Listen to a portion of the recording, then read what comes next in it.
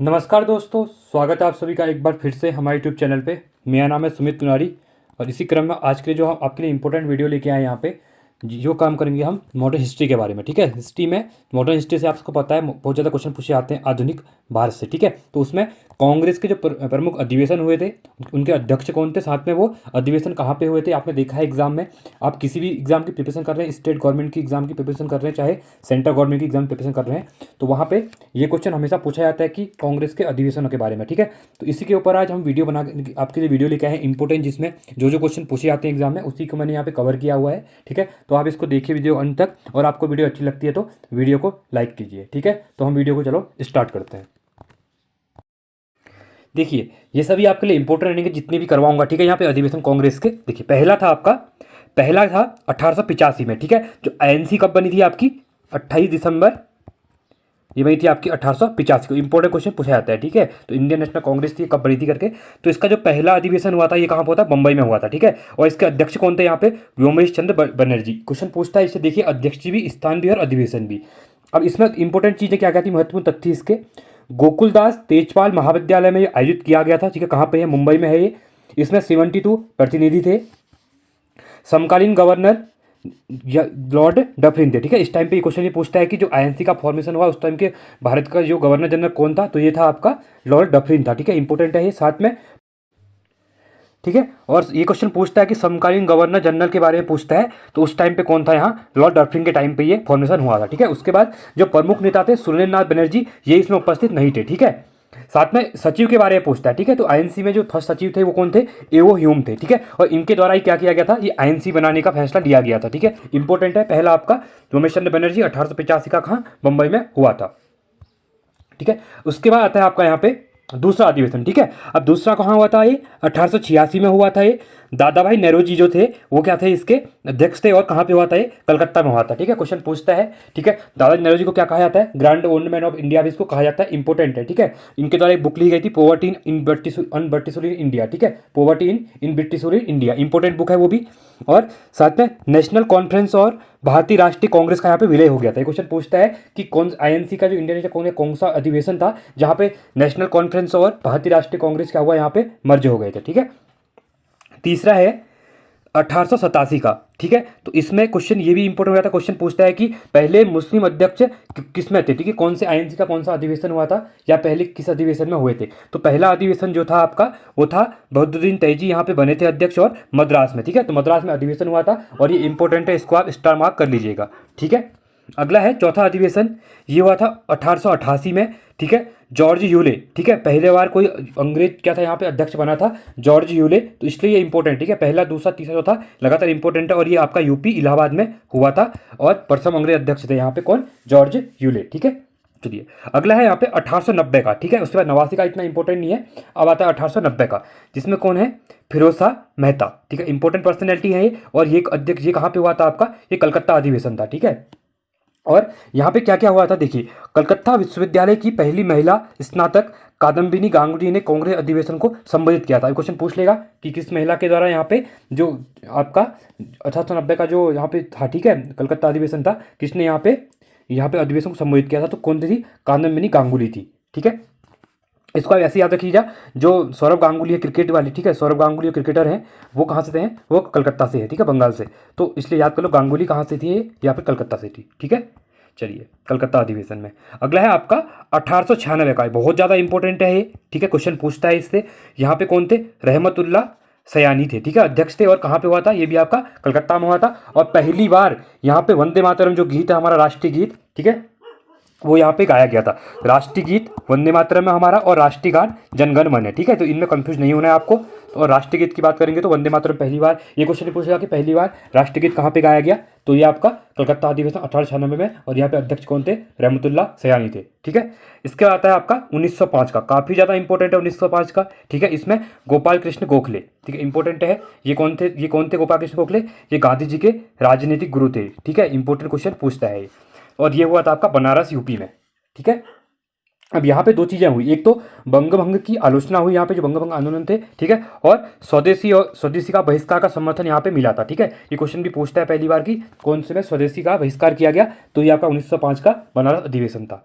ठीक है, अगला है आपका यहाँ पे 1906 का, और इसमें कौन थे, फिर से दादा भाई नौरोजी थे, और ये कहाँ पे हुआ था, ये आपका कलकत्ता में हुआ था। ठीक है, अब यहाँ पे दो चीज़ें हुई थी।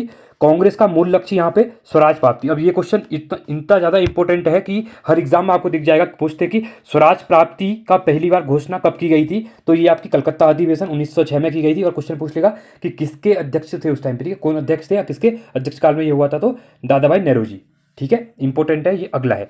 अब देखिए, अब इंपॉर्टेंट यहाँ पे दो चीज़ें और हैं। यहाँ पे जो कह सकते हैं कि बंगाल का विभाजन हो गया था, ठीक है, और लॉर्ड कर्जन जो थे उनके द्वारा बंगाल का विभाजन किया गया था, इसलिए भी क्वेश्चन पूछा जाता है।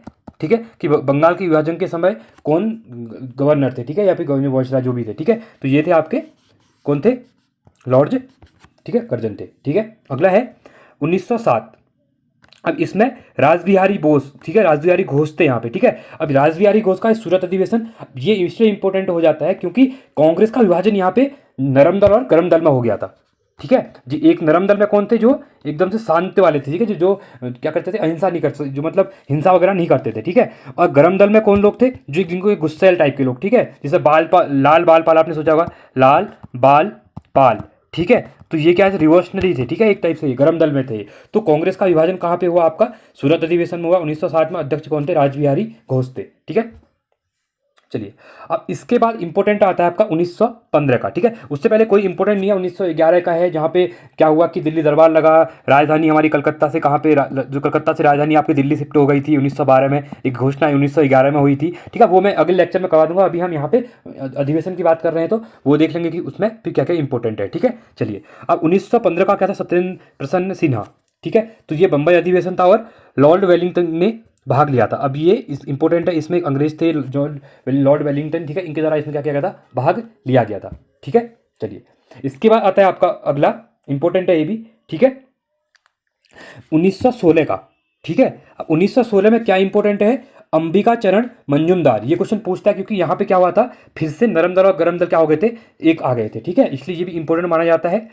और ये हुआ था आपका लखनऊ अधिवेशन, सूरत में अलग हुए थे 1907 में। ठीक है, इंपॉर्टेंट है। और उसके बाद 1916 में जो लखनऊ अधिवेशन होता है, इसके अंबिका चरण मंजूमदार थे। ठीक है, तो इन यहाँ पे क्या हुआ था, नरम दल और गर्म दल का एकीकरण हो गया था। साथ में जो तिलक व एनी बेसेंट को प्रयास से कांग्रेस में लीग में समझौता। अब होम रूल लीग आपको पता है, होम रूल लीग जो बनी थी, ठीक है, HRL होम रूल लीग, एक किसकी थी, बेसेंट की थी, एनी बेसेंट की, और एक तिलक की थी। और उत्तराखंड के प्रोस्पेक्ट में देखा जाए तो क्वेश्चन ये पूछता है कि जो बद्रीदत्त पांडे जी लोग थे उनके द्वारा किसकी ज्वाइन की गई थी होम रूल लीग। ठीक है, तो 1916 में ये जो इनके द्वारा तिलक की हुई है, और उनके यहाँ बोला था कि हमने बुढ़िया बसंती की, यहाँ पे क्या किया, बुढ़िया इनिवेशन की क्या की है, होम रूल लीग ज्वाइन नहीं किया, हमने तिलक की होम रूल ज्वाइन किया, ऐसा कहा गया था। ठीक है, तो ये भी इंपॉर्टेंट है, क्वेश्चन बहुत बार पूछता है कि किसके द्वारा शुरू की गई, किसके द्वारा ज्वाइन की गई थी, तो तिलक वाली ज्वाइन की थी उत्तराखंड वालों ने। ठीक है, चलिए, उसके बाद यहाँ पे एक चीज़ इंपॉर्टेंट और हो जाता है, तिलक स्वराज मेरा जन्मसिद्ध अधिकार है। तिलक के द्वारा ये स्लोगन दिया गया था, इंपॉर्टेंट है। ठीक है, स्वराज मेरा जन्मसिद्ध अधिकार है, ये आपका यहीं पे दिया गया था, 1916 के अधिवेशन में ही दिया गया था। ठीक है,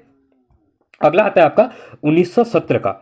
इसमें अब ये इंपॉर्टेंट इसलिए है क्योंकि पहली बार जो INC है, ठीक है, इंडियन नेशनल कांग्रेस, इसकी जो अध्यक्ष पहली बार कोई महिला बनी थी। ठीक है, पहली बार महिला बनी थी, और ये भी इंडियन नहीं थी। इंडियन अभी हम देखेंगे, सरोजिनी नायडू बनेंगे 1925 में कानपुर अधिवेशन में। ठीक है, अभी पहली बार अगर पूछेगा कि पहली महिला, पहली भारतीय महिला कहेगा तो आपको सरोजिनी नायडू में टिक करना है। अगर यहाँ पे पूछेगा कि पहली महिला, तो आपको एनी बेसेंट में क्लिक करना है। ठीक है, ये आपका कलकत्ता अधिवेशन था, इंपॉर्टेंट हो जाएगा। ठीक है, इसके बाद आता है आपका 1920 का। ठीक है, देखिए, अब 1920 में क्या इंपॉर्टेंट है, यहाँ पे वी राघवराचारी नागपुर में, ठीक है, नागपुर अधिवेशन था, और ये थे।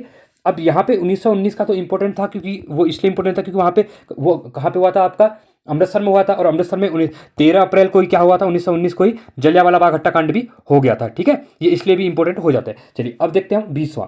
तो कांग्रेस ने पहली बार देशी रियासतों के प्रति नीति घोषित की थी। अभी क्वेश्चन पूछेगा तो 1920 में की गई थी। असहयोग आंदोलन के कार्यक्रम का अनुमोदन यहाँ पे हुआ था 1920 वाले में ही। साथ में इससे पूर्व सितंबर 1920 में कलकत्ता में विशेष अधिवेशन में असहयोग कार्यक्रम को स्वीकृति दे दी गई थी। ठीक है, अब जो असहयोग आंदोलन स्टार्ट हुआ था, ठीक है, तो वही जो गांधी जी लोगों ने शुरू किया था, 1 अगस्त को शुरू हुआ था। ठीक है, 1 अगस्त 1920 को ही शुरू हुआ था, और जिसमें 1 तारीख को ही तिलक की क्या हो गई थी, मृत्यु हो गई थी। ठीक है, तो इसी में यहाँ पे असहयोग कार्यक्रम क्या हुआ, स्वीकृति दे दी गई थी नागपुर अधिवेशन में। ठीक है, अगला आता है अब गांधी जी के प्रोसेस में, क्योंकि गांधी जी, अगर हम मॉडर्न हिस्ट्री की बात करते हैं, भारत स्वतंत्रता के बारे में बात करते हैं, तो गांधी जी को हम पीछे नहीं सोचते, क्योंकि मोस्ट ऑफ क्वेश्चन जो बनते हैं गांधी जी के इर्द गिर्द घूमते हैं, ठीक है। 1915 में जब गांधी जी भारत आते हैं, उसके बाद 1947 तक गांधी जी का बहुत बड़ा योगदान रहता है भारत को आज़ाद कराने में, ठीक है। अभी आप लोगों ने बुक्स वगैरह में पढ़ा होगा, तो वो व्हाट्सएप यूनिवर्सिटी का ज्ञान पढ़ा होगा, तो वहाँ पे गांधी जी को एकदम से बहुत नेगेटिव दिखाया जाता है, गांधी जी का जो बिहेवियर दिखाया जाता है। बट गांधी जी के बिना यहाँ पे कोई पॉसिबिलिटी, अगर आप जो my experiment with proof Gandhi ji की बुक वगैरह उनको पढ़ेंगे ना, तो आपको गांधी एक अलग पर्सनैलिटी, मतलब गांधी बनना हर किसी के बस की बात नहीं होती है यहाँ पे, ठीक है। तो गांधी एक बहुत बड़ी पर्सनैलिटी थी। गांधी जी मर गए, पर गांधी जी के विचार आज तक चल रहे हैं, भारत ही नहीं पूरे विश्व में। अभी भी आप देखिए, गांधी जी को हर जगह पूजा जाता है, अहिंसा के पुजारी के रूप में इनको पूजा जाता है, ठीक है। तो ये चीज़ आपके लिए एग्जाम के लिए काफ़ी इंपॉर्टेंट है। तो गांधी जी को आप कभी भी आंसर राइटिंग लिखते हैं, तो गांधी जी को वहाँ पे एक रोल मॉडल के तरीके से आप लिख सकते हैं। अगर वहाँ पे आपने कुछ भी नेगेटिव उनके बारे में लिखा, तो आपके नंबर वहाँ पे कट हो सकते हैं, ठीक है। तो आपको मैं बता रहा हूँ, अगर कभी आप पीसीएस वगैरह का मेंस लिखेंगे, तो वहाँ पे इस चीज़ में ध्यान देना कि गांधी जी को एक पॉजिटिव टाइप में दिखाना है आपको वहाँ पे, ठीक है, नेगेटिव टाइप में नहीं दिखाना है, ठीक है। चलिए देखिए, अब 1924 का जो बेलगाम अधिवेशन था, गांधी जी पहली बार इसी में, और ये आखिरी था, इसके बाद उन्होंने कभी अध्यक्ष नहीं बने आईएनसी के, ठीक है। तो 1924 का बेलगाम अधिवेशन जो हुआ था, एकमात्र अधिवेशन जिसकी अध्यक्षता गांधी जी ने की थी, ठीक है। ये भी आपका इंपॉर्टेंट हो जाता है। चलिए, इसके बाद अगला आता है अब 1925 का। अभी मैंने बताया था आपको, सर अगर पूछेगा कि प्रथम भारतीय महिला अध्यक्ष, ठीक है, पहली महिला बोलेगा तो आपका कलकत्ता अधिवेशन अधिवेशन 1917 का हो जाएगा, 1917 वाला, ठीक है।